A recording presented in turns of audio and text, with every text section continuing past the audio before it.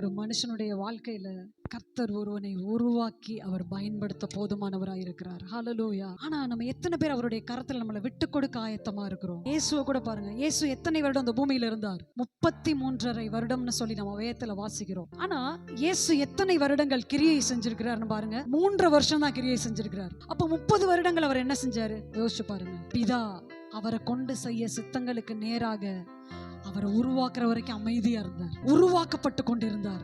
30 வருடங்கள் அவர் என்ன செஞ்சார்னு சொல்லி இல்ல, அவர் தந்தைக்கு பிரியமா இருந்தார்னு சொல்லப்பட்டிருக்கு. தகப்பனோடு தாயோடு இணைந்து 30 வருஷம் அழகா அடங்கி இருந்திருக்கிறார். 3 வருஷம் தகப்பன் அவர் எடுத்து வல்லமையா பயன்படுத்தி இருக்கிறார். இன்னைக்கு கொஞ்சம் நம்ம நல்லா இதாயிட்டோம்னாலே நம்மளால அடங்கி இருக்க முடியல.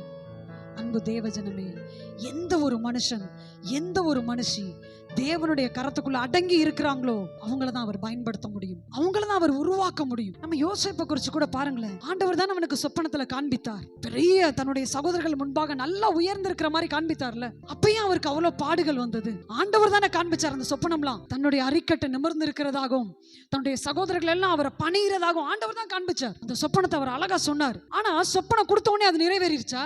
எவ்வளவு சோதனைகள்.